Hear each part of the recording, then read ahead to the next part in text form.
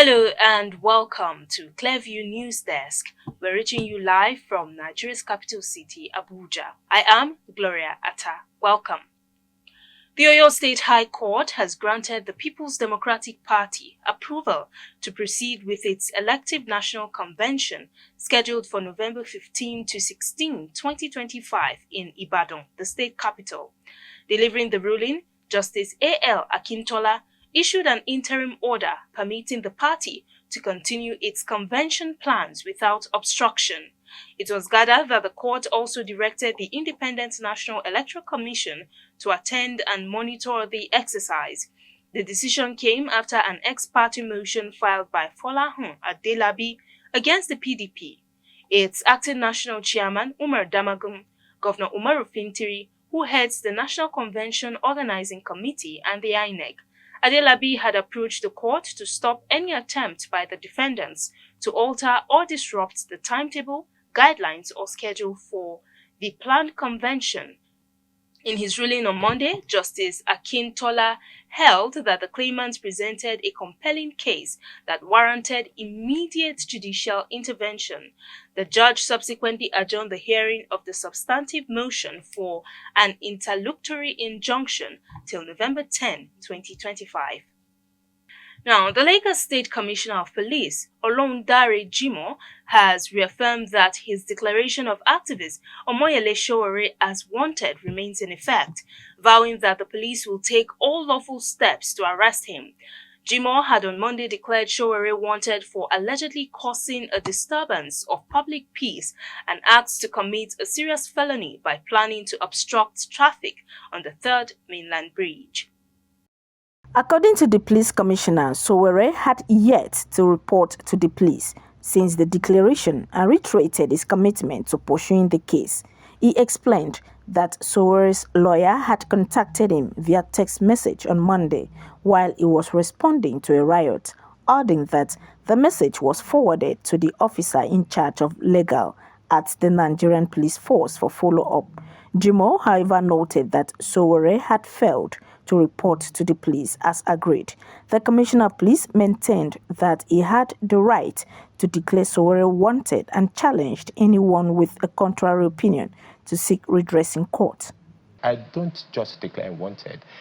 When he posted something on his ex handle, and it's there for people to verify that he have just taken a bar in Abuja, and the next point is Lagos to block the Terminal Bridge. And we were well prepared. We cordoned off the entire area of Beggar Bus Stop in Ouro, where is designated to come and conduct this violent protest, and we ensure that we make alternative arrangement for people to use. And I equally go on here to apologize to citizens and people of Lagos that may want to use that park at that point in time, so that when they come and we're engaging, we don't have collateral damage on innocent Lagosians. So that's what we did. And subsequently, we patrol the entire of Lagos State, and we deploy everywhere that he might want to come up and cause mayhem. And when he said this, he called it make a post, and he was advancing to where we call the car wash car park within Owurusoki, where he has gathered about 300 violent protesters to march towards us. So I charged him my men, and 13 of them were arrested. And we quickly recovered a vehicle loaded with a loud speaker with a generator that I want to come and use to bring it to Mainland Bridge. So I have the right under the Constitution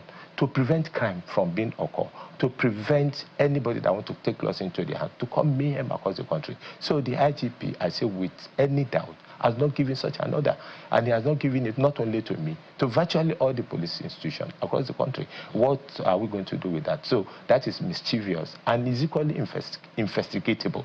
CP Jimoh dismissed claims by Sowore that the Inspector General of Police Kayode Petekun ordered that he be shot on sight. Describing the allegation as a major misinformation, he argued that Sowore's statement showed an intent to stay public unrest. So by him going and said the IGP has declared that he should be shot aside, that is a big misinformation and mischievous for which is known with. And I want to underscore the fact that I have the right to declare wanted based on my right in the Constitution. Any other person, I want you to, let me finish this bit. Any other person that said I don't have such a right should go to court.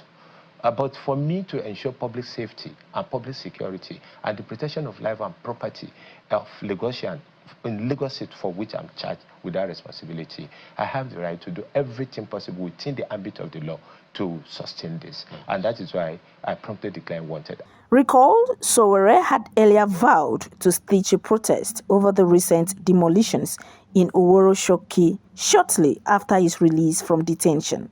Meanwhile, the police have clarified that the demolition of Oworoshoki was conducted by the Lagos State Department of Urban Development and Planning in collaboration with the State Task Force on Environmental and Special Offences.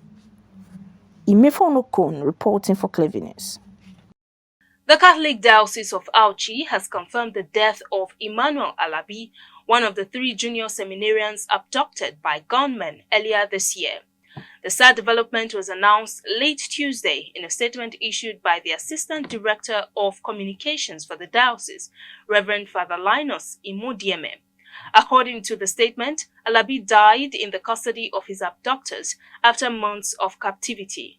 It will be recalled that 3 seminarians, Japhet Jesse, Joshua Aleboa, and Emmanuel Alabi, were kidnapped on July 10, 2025 from the Immaculate Conception Minor Seminary in Iviankpodi, Esako East local government area of Edo State. Reports indicate that Japhet Jesse was released shortly after the abduction following the alleged payment of a ransom by his family. However, the other 2, Joshua Aleboa and Emmanuel Alabi, remained in captivity for over 3 months, reportedly due to the church's refusal to pay ransom to the kidnappers. In the statement, Reverend Father Imodieme expressed gratitude for the safe return of the other victims while mourning the loss of Alabi. May his soul rest in peace. Meanwhile, the Department of State Services, DSS, has made public the names of 115 former personnel who were dismissed from the service and has cautioned Nigerians to be careful when dealing with anyone claiming to be an operative. The warning was issued in a statement posted on the organization's website on Tuesday as part of efforts to clean up the service and protect members of the public from people using the DSS name to deceive or defraud others.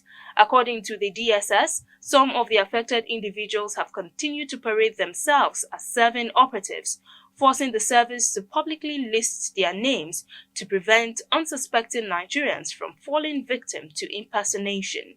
The DSS appealed to Nigerians, government agencies, private organizations, and community leaders to verify the identity of anyone presenting themselves as a representative of the service before engaging them in any official capacity. To ensure transparency, the full list of the dismissed personnel has been published on the DSS website for everyone to see and confirm when needed. This move forms part of a wider reform initiative aimed at strengthening discipline within the service, promoting accountability, and restoring public trust by curbing the activities of imposters who exploit the DSS name. Now, popular Nollywood actress Regina Daniels has finally broken her silence on the crisis shaking her marriage with Senator Ned Nwoko. In a heartfelt video posted on her official Instagram page, Regina confirmed that her family is indeed going through turmoil. The actress, who notably referred to Ned as her ex-husband, said she is ready to move on and will fight to protect and raise her children, even without his support. Her revelation comes after weeks of online speculation about a possible split between the couple, once hailed as one of Nigeria's most glamorous unions. Fans and colleagues have since flooded her page with messages of support as the drama surrounding the actress and her billionaire politician husband continues to unfold. I'm going to fight for my children, Ned. I tried to be calm. I tried to let go, walai, but I'll fight for them. I'll take them. I'll train them. I'll raise them with or without your support. And you know that. Guys, the main essence of this video actually is to please stop insulting my mom. Be cool. Hey, stop it. Stop insulting my mother. Wallahi, she's the best woman on earth. She is. She warned me. My brothers warned me. Everybody warned me. Nobody's going to cry on this camera. Everybody warned me. And then I drove out at night. I was going to kill myself if I don't marry Ned. Everyone was looking for me. My brothers were fighting, breaking bottles. Like, guys, the Nigerian police in Asaba video caught. As I was saying, everyone knew. I went to the police station and said, arrest me. My family does not want me to marry the love of my life. But I actually did fall in love. Oh. It's crazy, but I did. And I still care and respect him. That's love. What is love? Care and respect. And the only reason I am not fighting you, Ned, it's because I really want Monan Khalifa's father's name to be strong, but they can answer mine. In a moment that will be remembered as a turning point in New York City's political history, Zoran Mandami, a 34-year-old Democratic Socialist and Ugandan-born lawmaker, has been elected mayor on 2, becoming the first Muslim and first South Asian ever to hold the office, as well as the youngest New York City mayor in more than a century. Born in Kampala, Uganda to South Asian parents, Zoran Kwame Mandani immigrated to the United States as a child. Raised in Queens, he became active in grassroots organizing and local politics, advocating for tenant rights, public housing and racial justice. In 2020, he was elected to the New York State Assembly, representing Astoria, a victory that reflected the changing face of New York's political landscape. His work on issues such as housing affordability and criminal justice earned him both admiration and criticism, but it also positioned him as a rising star among progressives. Mandani's campaign built on energy from young working class and first-time voters, particularly Gen Z and millennial New Yorkers, who saw in him a reflection of their frustration and hopes. His digital strategy was equally groundbreaking. Short, sharp with optimistic videos that flooded social media feeds, inspiring volunteers and drawing comparison to global progressive movements. By election day, Mandani's campaign had mobilized tens of thousands of volunteers and set a record for early voter turnout, over 735 early ballots, 5 times the number in 2021. Mandani's path to victory was anything but easy. He first defeated Andrew in the Democratic primary, a stunning upset from the former governor, son of a 3-time governor and once one of the most powerful figures in American politics. The contest became a 3-way battle among Mandani, Andrew and Silva when Andrew re-entered the race as an independent, backed by outgoing Mayor Eric Adams, despite relentless attacks labeling him a communist and radical. Mandani held firm. His charisma and message of economic justice resonated, particularly among younger and immigrant voters. On election night, as results rolled in, the outcome was clear. New York City has chosen change over tradition. In his victory speech, Mandani quoted early 20th century socialist Eugene Debs, saying, "We can see the dawn of a better day for humanity." For as long as we can remember, the working people of New York have been told by the wealthy and the well-connected that power does not belong in their hands. Fingers bruised from lifting boxes on the warehouse floor, palms calloused from delivery bike handlebars, knuckles scarred with kitchen burns. These are not hands that have been allowed to hold power. And yet, over the last 12 months, you have dared to reach for something greater. Tonight, against all odds, We have grasped it. The future is in our hands. My friends, we have toppled a political dynasty. I wish Andrew Cuomo only the best in private life. But let tonight be the final time I utter his name. New York will remain a city of immigrants, a city built by immigrants, powered by immigrants, and as of tonight, led by an immigrant.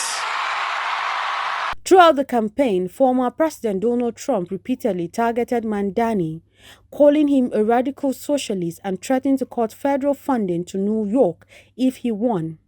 But rather than weaken his drive, Trump's attack only galvanized Mandani's base, especially among younger voters eager to challenge the conservative establishment. Critics have raised questions about Mandani's experience and the feasibility of his sweeping agenda. His outspoken criticism of Israel's action in Gaza also alienated parts of New York's Jewish community, the largest outside Israel. Yet his message of inclusion and affordability struck a chord across lines of class, race, and religion. Mandani's election marks more than a political victory. It signals a generational and cultural shift in America's largest city. A city once defined by its elite has chosen a son of immigrants, a Muslim socialist from Queens, to lead it into an uncertain but hopeful future. Florence Joshua reporting for Clearview News Desk. And that's the news. You can follow up on latest events and happenings around you via our social media platforms on Facebook, Instagram, and YouTube at Clearview News Desk, or via our handle on X, formerly known as Twitter, at Clearview Online. Many thanks for watching. I am Gloria Atta. Bye for now.